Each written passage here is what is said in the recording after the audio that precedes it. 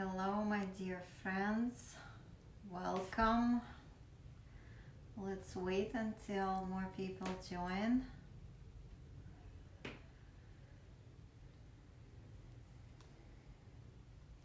I hope everyone is doing well and staying safe and making the best of your time at home with your family. And I can see that you're participating. I am really happy to see the pictures that you send me or post in the comments. It's really amazing that you guys took on this challenge and you're learning and making beautiful artwork. Today will be probably the last class for our lotus painting. Here it is. I finished the sides. I covered them with black light paint on the front and on the sides. I haven't signed it yet. Actually, I did sign it, but then I was moving it around and I smeared what was on it. So I wiped it up, and I guess I will show you how to put varnish, and then after that, after it dries, I will put on my signature and maybe then touch it up with a little more varnish. So today's class, I would like to start with an idea for a new painting that we could be working on very soon. So I was thinking of making something from sacred geometry, a flower of life to be exact, and this is what it looks like. It's a shape made out of circles, and you probably see this picture all over the place because it's very widely used. The flower of life, sacred geometry. It's a sacred symbol, and working with it can really connect you to the essence of creation, essence of the universe. And actually I will just read you a paragraph, a definition for the flower of life. So it says, the flower of life is one of the basic sacred geometry shapes. The flower of life starts with a seed of life shape, 7 overlapping circles. So this is the seed of life, 7 circles, and I guess if you keep adding circles, you come to this flower of life. And I think it signifies the division of cells, like any cell in biology and human anatomy. So 7 overlapping circles of the seed of life built outward form a flower-like pattern that has been used since ancient times in many cultures around the world. Said to be the basic template for everything in existence, all geometric forms can be found within it, including sacred geometry shapes like Platonic solids, Metatrons, cube, and the Merkaba. The flower of life symbolizes creation and reminds us of the unity of everything. We are all built from the same blueprint. So I think this is a really special experience to be drawing the flower of life, and I would like to go through it and make a painting. And there is some interesting things we can do with it, like we can use one color or we can use different colors. We can also apply crystals. We can make it iridescent under black light. So there are so many possibilities of what we can do with it, and it's going to be also up to you. Like you can do something different, you can use different colors, and so as we go step by step and work on this, I am sure that this vision will develop for me and for each and every one of you. And really, I think it's a great thing to be working on, especially right now when world is changing, time is shifting, and I think it would be a very interesting experience. Also, another thing, since you guys are becoming so good at it, at this technique, well, I encourage you to take the opportunity to work with me, maybe on your future art pieces. If you have some ideas of what you would like to create, but feel like you would need guidance and hand holding and maybe some creative input, feel free to reach out to me for the free consultation, 30-minute consultation, and we can talk about it. Or if you would like me to make something for you and would like to work on some ideas together, feel free to reach out. I'm here for you, and I really enjoy what I do, and I love sharing my craft and my ideas and my creativity. Okay, so let's move on to the next part. So I promise that I will show you today how I apply crystals. So today I will talk a little bit about crystals. Okay, I guess in previous segments I showed you the paintings that I have with the crystals, and it really adds a lot of beauty to our painting. It adds sparkle, it adds texture, and if it feels like, you know, with everything going on, the painting is communicating with you, and it's just very beautiful. So I'll start with crystals themselves. I like to keep them in a small container like this. It has like 2 levels. On the bottom level I keep my tools and glue, but you know, it's not really what we will be needing right now. On the top level I keep the packets with the crystals. So this is what it looks like. Over time I have accumulated a lot of them, and I guess I will be using these yellow ones. This is the and also this I wrote it down to just know the size of the crystals, and this is size SS20. I think it's 4 millimeters in diameter, and I would like to maybe find also yellow crystals in a smaller size. Okay, these are bigger. These are about 6 millimeters. Hey guys, thank you for joining. I see Natalia, I see Alonka, another Natalia, Helen. So good to see you guys. Welcome. So I am showing how to apply crystals to your artwork, and I would like to find some smaller yellow crystals, and I will post the link for like really great selection where you can find some crystals on Amazon. Okay, so I found the small ones. They are like little tiny ones.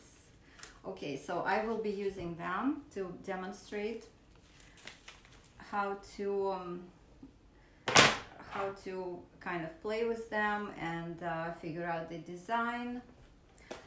So we have crystals. What else you will be needing?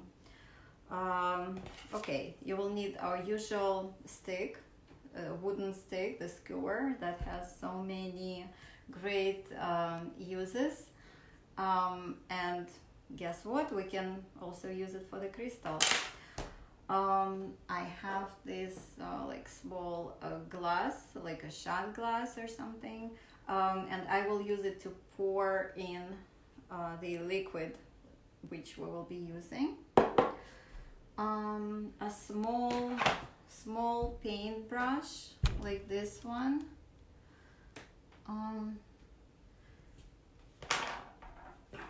And a burning candle, and you will see why we need it. Also maybe a painting knife, which you already have in your toolbox. And I guess I will start. I will be demonstrating on our what do we call it, testing board. So let me lower the camera so you can better see what I am doing. And we'll continue. Okay, I think this is good. Okay, so what you do is you take your stick, and we will use it to apply the crystals. You can also use other tools that are being sold at the stores for it, like some kind of pens with sticky tips. I will, this is how I do it. I dip this stick into the hot wax of the candle and let it cool. I may blow on it. I can remove like the extra stuff, but wax makes it a little bit sticky. Now let me get a paper plate. So I use a paper plate like this to kind of dump out the crystals, approximately the amount of how many I will need. Let's say I'll take a couple of small ones, couple of bigger ones, and maybe one huge one. Okay, so here they are, and let's say I would like to lay them out here on this petal. I want to embellish it with crystals. So what I do is I will make sure that crystals are sort of face up, the shiny side up. And if they aren't, I will use my stick and turn them over. So they are ready for to be picked up.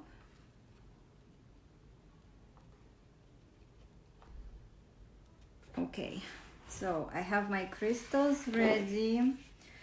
I have my testing board ready. Another thing that I need, and also I forgot, this is the main thing. This is the liquid that we will be using to glue on the crystals. And as you can see, it's our high gloss varnish. It can also be used as the glue for the crystals. Isn't it awesome? You don't need to get anything extra. Just use this high gloss varnish as a glue, And plus you will also apply it on the top of your painting, so it all blends in nicely together. So what I do is I take this varnish and I pour a little bit in my shot glass. Right now we don't need a lot, and you can always pour more. I take my brush and dip it in the varnish and kind of drip it onto the space that where I would like to place the crystal. So I use my wooden stick to pick it up, and big ones might not like catch on as good as the smaller ones because they're heavier, but it looks like it's working out. So I pick up another one, I place it here, another one here, and a couple of small ones.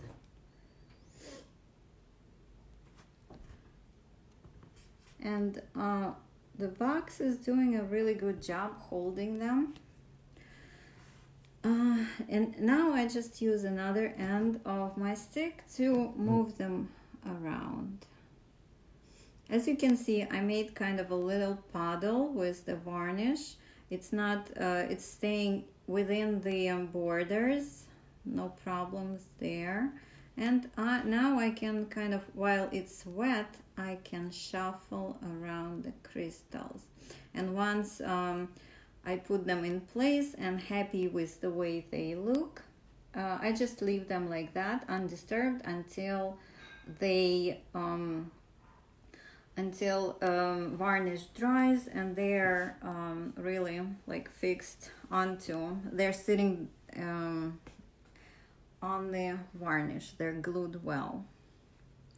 Another way to do it is just, you know, drop maybe a couple of crystals where you want them without putting on the varnish first, and kind of like, if you would like to see what they will look like without gluing them on yet, if you just want to map out how, where you want them, so just lay them out, and then you don't have to take them off. Just try to kind of create a puddle around them, maybe move them a little bit, and then find the right spot with the brush.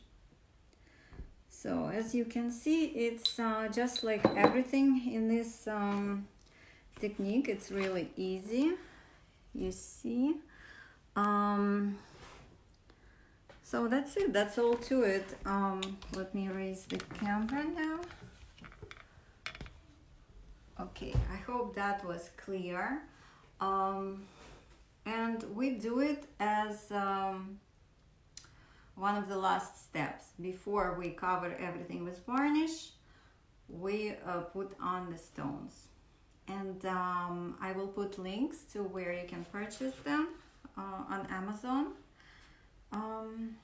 And we can move on to the next task, where I promise that I will show you how to put on varnish, how to finish your painting with layer of varnish.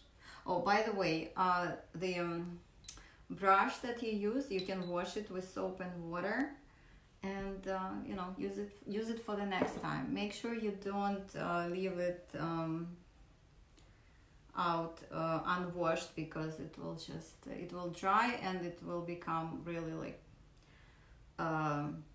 firm. It will lose its softness. Now let's do the final layer of varnish, and you can see I completed all the work here. Let me just turn on the black light so you can see how nice it looks on the sides.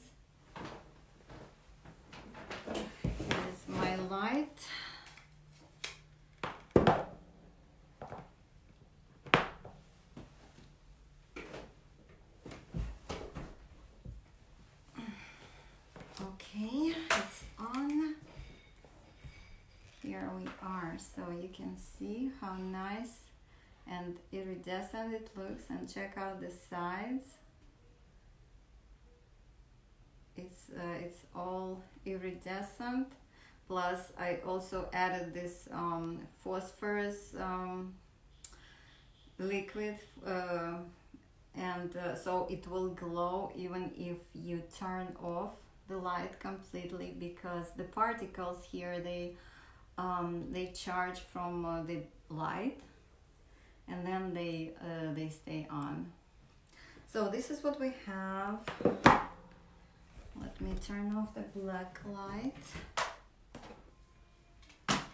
And next thing that I am going to do, if you remember, in one of the classes I mentioned for you to prepare a set of 4 push pins like this. Hi everyone who just joined. Hi Irina. So good to see you guys. Okay, so we have these push pins and we will use them to raise the painting higher.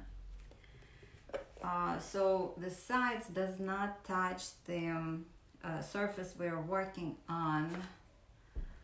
I'm going to insert them into the corners, like where the wooden frame meets canvas, like somewhere here where it's easy to insert the push pin. Like, don't try to find opening where you can put it in without disturbing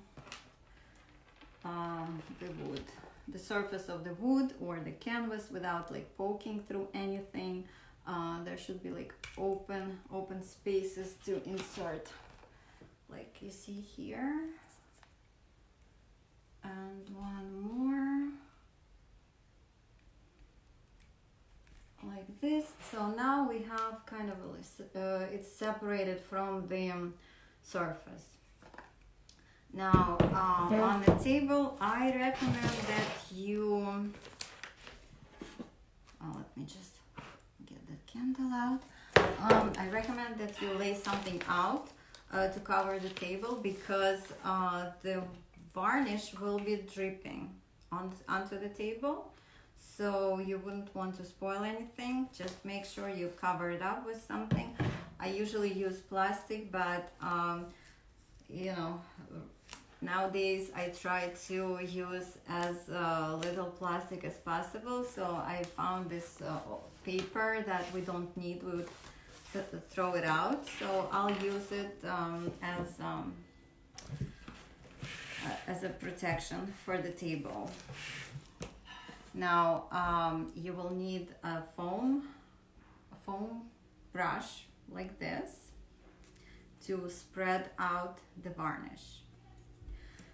And that's pretty much all you will be needing. Push pins, varnish, wooden stick once again, and foam brush. So next thing we do is we pour the varnish onto the painting. But before I do that, another tip.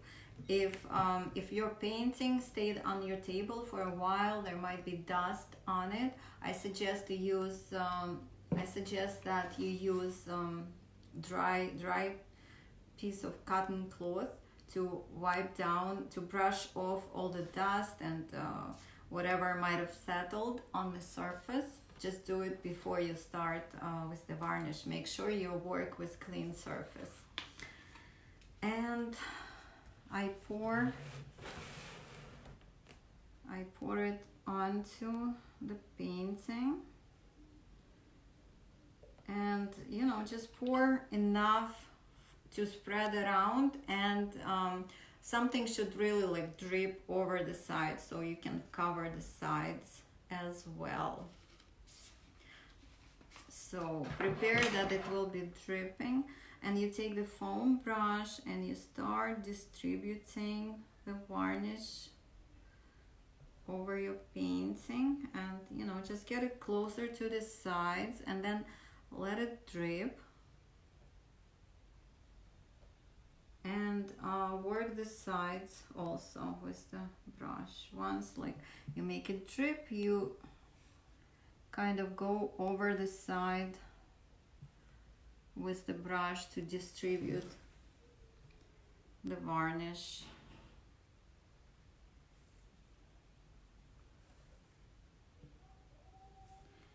Just make sure that you have put a generous amount.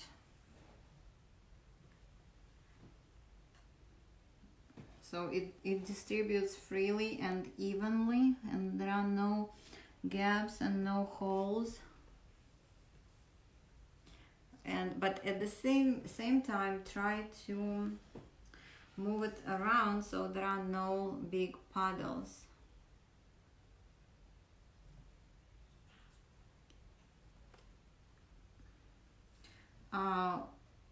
Also, when you're doing this, you will definitely get some bubbles on the top, and you can get rid of them by, well, one thing, you can take the brush, because it's got brittles here, like hairs, and you kind of try to poke the bubbles until they go away. Also, you can kind of lightly blow on them, and it may also make them disappear. Okay, so we are done with applying the varnish.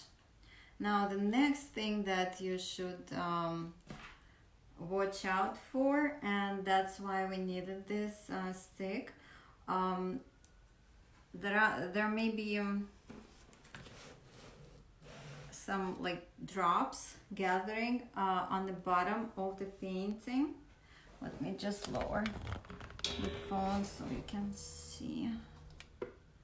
So you need to like sort of put this under the painting and just guide it along the edges so it gathers the dripping varnish. It kind of like throws it off the painting, and you will need to do it probably several times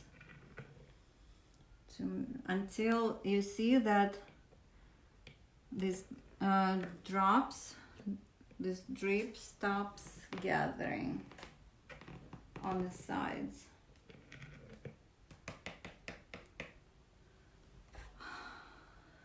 And that's all. That's how you do it. Now, okay. The foam brush, you can still use it after if you wash it thoroughly with soap and warm water before it dries. Don't let it dry, like do it right away. After you finished using it, wash it with soapy water, and it will last you for several more times. And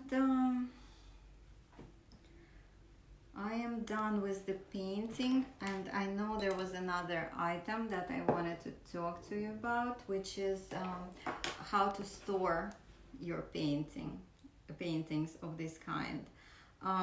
First of all, try not to, like, if you're not ready to hang them up and you need to store them somewhere, make sure you don't wrap them up in plastic or anything that might possibly stick to the surface and leave imprint on it, because this surface, it imprints easily.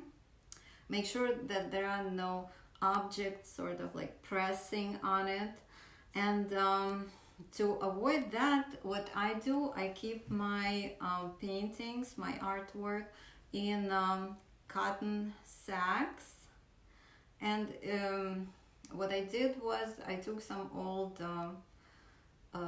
duet covers, and I made sacks to store the paintings, and on top of that I put them inside of bubble wrap with large bubbles, so there is a thick like padding, and you know, that should ensure the safety of your artwork. Once again, we worked so hard on it. It's a beautiful piece of work, and we want to make sure that it does not get damaged. If it's hanging on your wall and there is some dust gathered up, you can take a damp piece of cloth and, you know, just wipe it up. And it will look perfectly fine.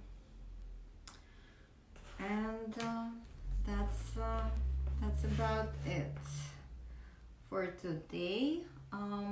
Let me know if you have any questions. Please ask away here, or comment or post in the group. And I encourage you to also keep posting your work.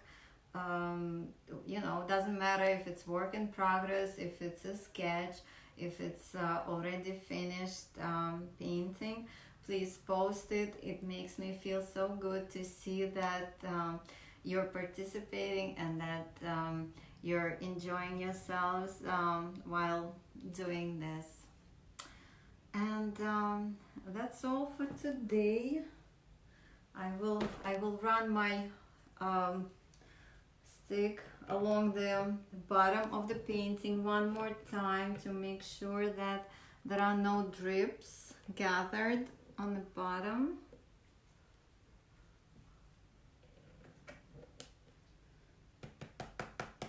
And that's it. Today we have a really short class. I congratulate you on the completion of your painting. If you haven't started yet, please go to the announcements in this group where I keep the log of all the classes, and you know, watch and enjoy yourself. And don't forget to let me know what you think about this. And that's all. Enjoy the rest of your day. Stay well, stay healthy, take care of your loved ones, and keep creating. Bye.